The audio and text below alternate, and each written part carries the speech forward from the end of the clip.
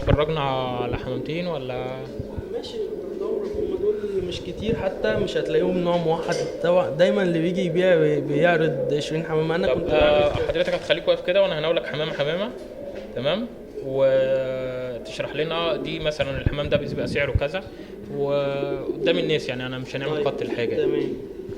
هات الهومر كده.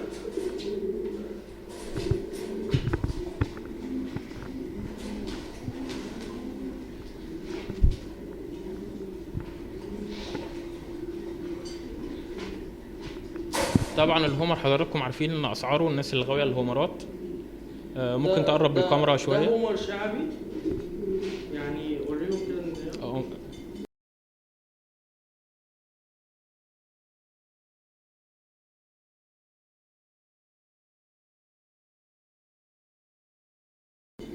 هي دي النتاية نتاية؟ قليلة. نتاية قليله شويه، تمام. بس هو الجوز يعني برضك الدكر كويس. الجوز ده في السوق مثلا بيتلف في 800 900، بيخلص 700. تمام. طبعا هي النتاية قليلة جدا. انا معاك، انا مش جامد في الهومر يا جماعة، انا بتاع وزار والله، بس عارف ايه اللي ماشي يعني. قول انا ايه المتابعين البرنامج بتاعنا هيبقى ايه النهارده يعني. الجوز ده الدكر ده لوحده يعمل 500 جنيه. طب احنا هناخد الدكر والنتاية. القص شغال على فكره يا جماعه، وانا شغال من حوالي 10 ايام كنت شايف الزغلولين بتوعهم، يعني ما شاء الله يعني. 450 جنيه دول. تمام. يبقى كده القص ده لحظه يبقى نقربهم للكاميرا كده. دكر ونتاية، قرب شويه تمام. دي النتاية، وقرب الدكر هنا كده على الكاميرا، وده الدكر. دول 450 على فكره يا جماعه. الاسعار دي انا يعني بفضل الله مش هضل لحد، الاسعار دي فوق الممتازه، تمام. ده كده قص هومر 400 450 450.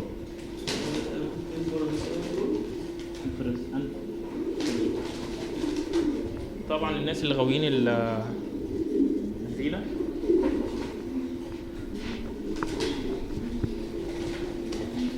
ده فرنساوي ذكر احمر، تمام. والدكوره اللي شغاله ممكن حضرتك تقربه للكاميرا هنا عند العدسه كده.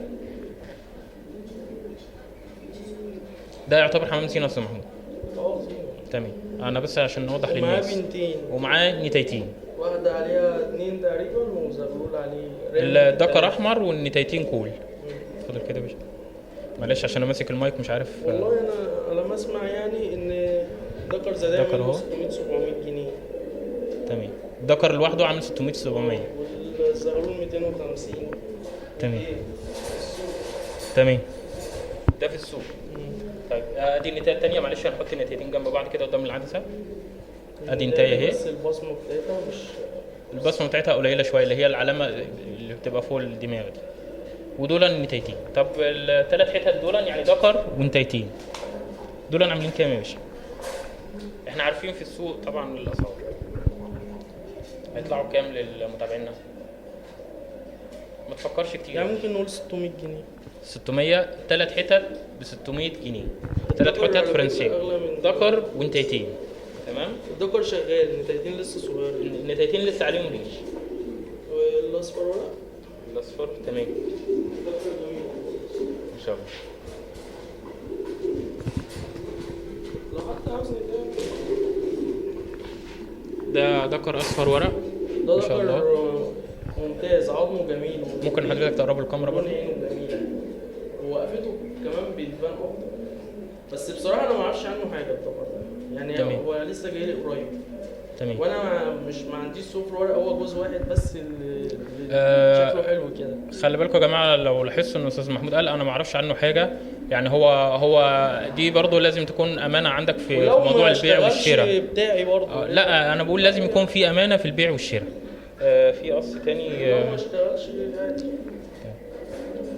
احنا كده ان شاء الله كده قص تاني. كريس دي قص قص كريس حاضين ده. تحاضين اهو، تمام. ده ب 50 جنيه.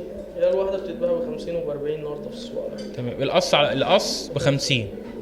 انا اعتقد انتوا حضراتكم عارفين اسعار الكريزلات، بالذات لو كان جوز حمام مجرب تحضير. ده لا هو بذوق كويس قوي. الفرنساوي، الشامي، العظمات المصدره. لكن ما ينفعش معايا في الصوافه بصراحه. فعشان الامانه برضه يا جماعه احنا بنعيد تاني برضه امانه البيع والشراء دي حاجه مهمه.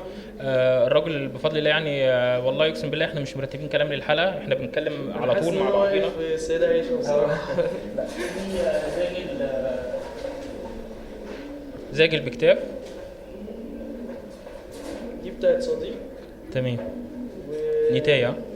كان قال 250 بس انا هطلعها ب 150 وهتحمل الفرق مفيش مشكله. تمام. بس الكلام ده اتمنى اللي يكون للمبتدئين. هو طبعا احنا هنحط الرقم لحضرتك انا مش عارف ان ولا ذكر بصراحه.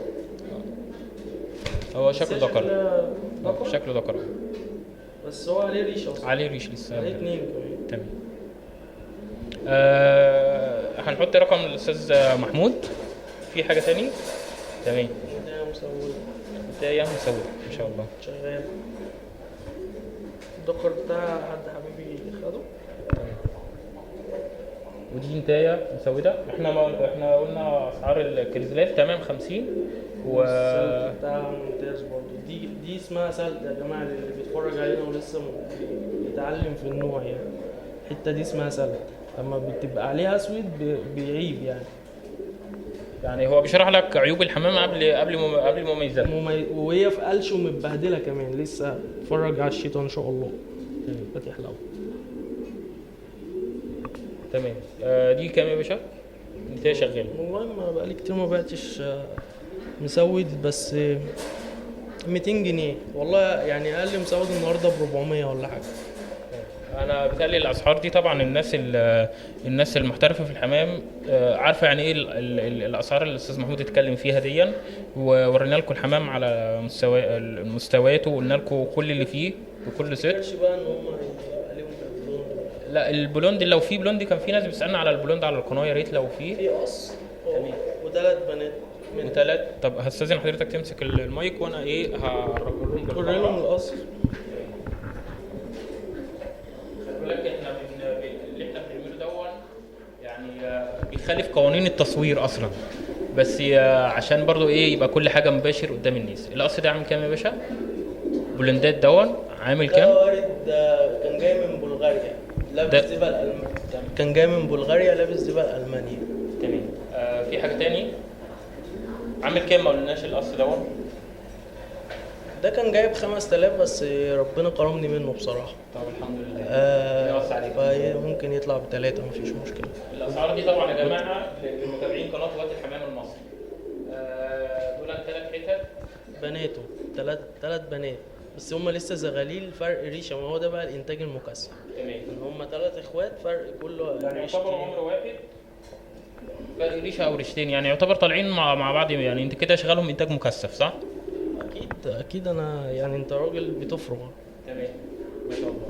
طب ال3 حتت دول هتبقى على كام الحته؟ ما شاء الله ما شاء الله ربنا والله مش هتفرق يعني اللي هم يقولوا عليه لصاحب نصيبه مفيش مشكله. بسيطه اصل ده رزق من عند الله يعني. هم طالعين هم لسه هم طالعين بنات 3 تمام بس لسه صغيرين.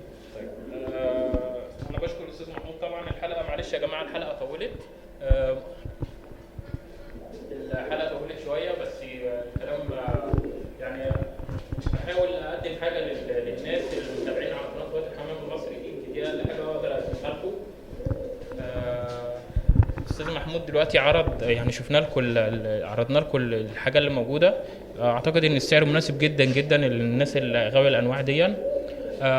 هنتكلم بقى تاني على حلقه تانيه كيف تربح حمام من تربيه الحمام. استاذ محمود عايزك تعلم الناس يشتغلوا يبقوا ناس كويسه ويتاجروا في الحمام ازاي. والله انا لسه داخل حاجه جديد، فعشان اغامر ممكن الحمامه تبرد.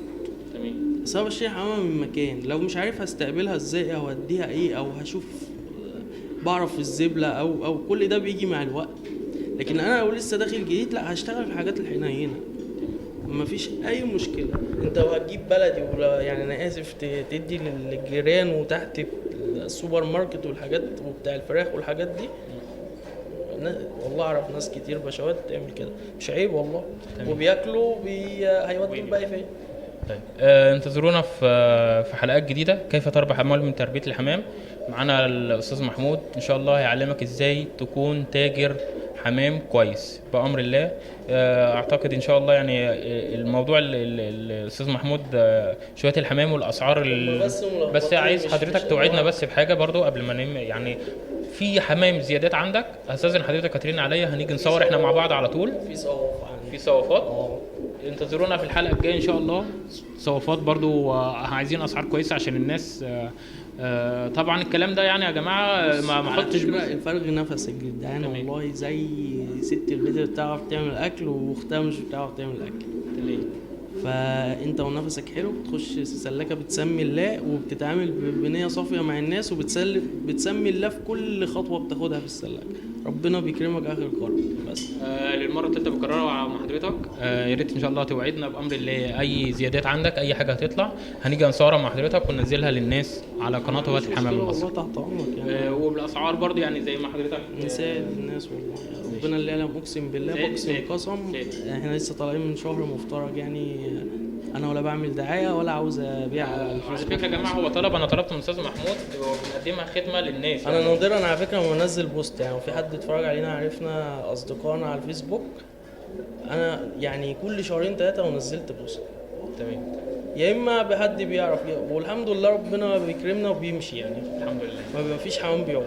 خلاص احنا والله العظيم ما بنعمل دعايه ولا اي كلام، هي خدمه برضه يا جماعه. انا باكد تاني بنبيع وكده كده الحمام بيصرف على نفسه، ما انا ما بخللش الحمام ده ولا بحطه في الثلاجه، بيتباع. بس بيتباع فين ده صاحب نصيب. ان شاء الله ان شاء الله هنبقى معاك على طول يا جماعه. الحمام بامر الله اي حمام هيبقى عند الاستاذ محمود هنيجي هنصوره وهنحطه في ضمن حلقه من حلقات كيف تربح حمام من تربيه الحمام. الاستاذ محمود بقى بعد كده هو هنتكلم مع بعض ونتناقش مع حضراتكم عشان نحترف نبقى تجار حمام كويسين محترمين، عندنا دين، عندنا امانه. وازاي كل سنه كمان اهم حاجه تبقى احسن من السنه الاولى. لو الحمام مثلا بعد مصاريفه وعلاجه وفيتامينات والحاجات دي بيكسبك حاجه بسيطه 500 جنيه، احنا بنتكلم زيرو. تمام. السنه الجايه ازاي بقى يكسبني 1000 او 1000 ونص؟ طب انا هعمل ايه؟ كل ده حط رقم تليفوني اي وقت والله. لله انا مش عاوز حاجه من حد. شكرا استاذ محمود. ان شاء الله هنتعلم ازاي نكون تجار عندنا امانه، عندنا ثقه، عندنا حب مع الناس، وده اهم حاجه. المكان موجود مش بعيد. الحمام ما عجبتوش تمام معانا الاستاذ محمود يعني بامر الله رب العالمين. هتلاقوا حاجات كتير، تابعونا على قناه هوات الحمام المصري، هنحط لكم عروض على الحمام، هنصور مع ناس كتير عندها حمام. لازم ان شاء الله يكون الناس كلها متابعين قناه هوات الحمام يمسكوا كلهم حمام شكله حلو، اسعاره كويسه، حمام شغال، حمام مضمون. السلام عليكم ورحمه الله وبركاته. اخوكم محمد صلاح، قناه هوات الحمام المصري، وبشكر الاستاذ محمود بيسا، والسلام عليكم ورحمه الله وبركاته.